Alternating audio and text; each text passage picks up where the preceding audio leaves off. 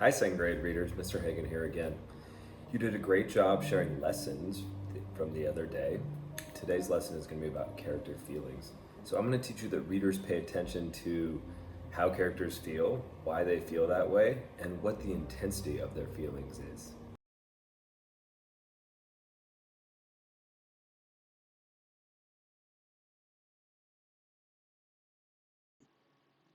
Today, you're going to lift the level of your thinking around feelings. In kindergarten and first grade, you probably named basic feelings like happy, sad, angry, afraid, and ashamed. Today, you're going to think about the intensity, and I want to talk about how to use this chart. Please pause the video right now and take a screenshot of this chart so that you can use it during your practice later. Okay, so here's how this chart works.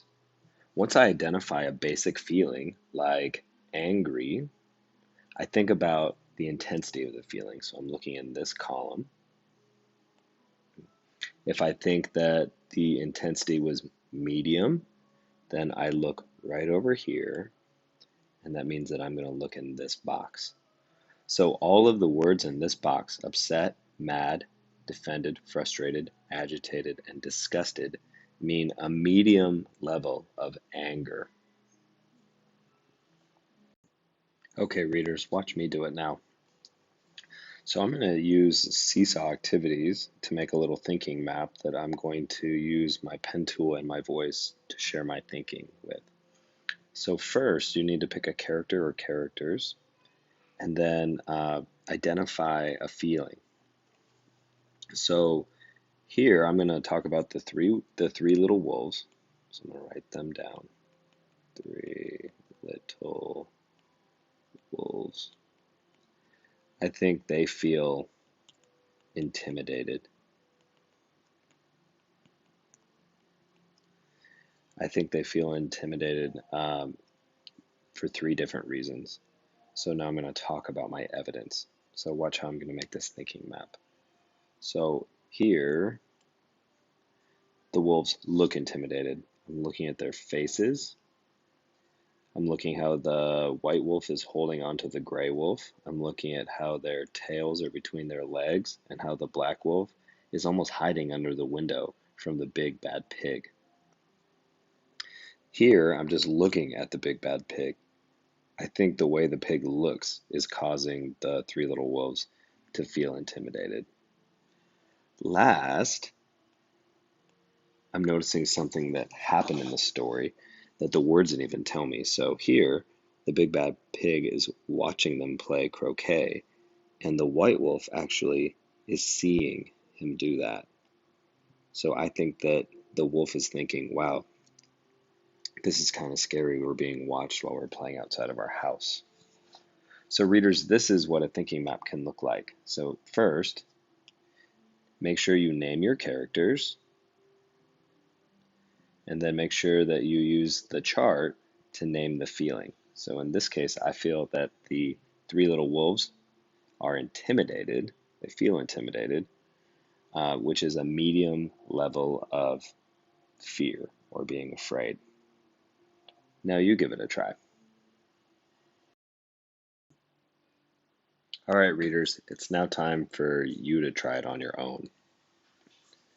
First, do some reading. So you can read a real book or you can read a book on epic books. If you'd like to read some folklore, that would probably be better.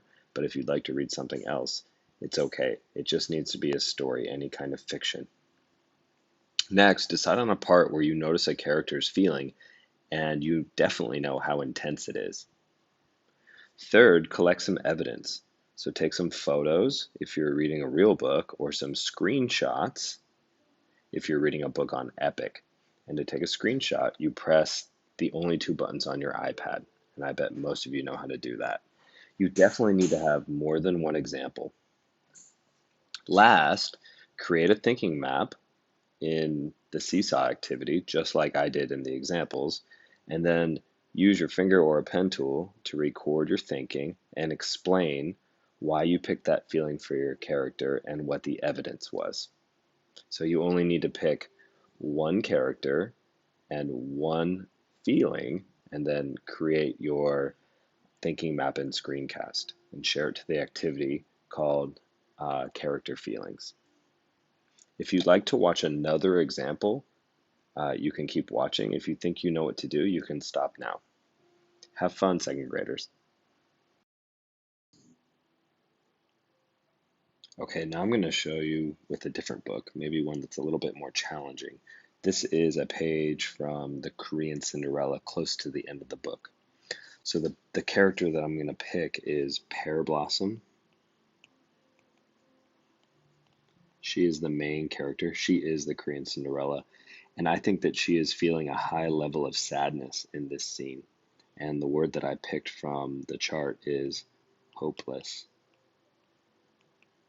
And now I'm going to talk about why I think she feels hopeless. So first, I think that she's feeling hopeless because of the way that her stepmother is treating her. She has this angry face, angry finger. She's screaming at her. She's calling her little pig.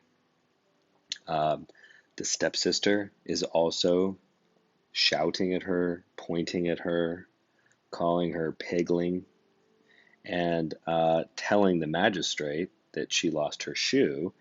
And now the stepmom is saying the magistrate is coming to arrest you for stealing. And then Omini, the mother, shakes Pear Blossom and says, "Now you'll get what you deserve." So I think at this point in the story, after everything she's been through, she's feeling quite sad because she doesn't really have hope for the future.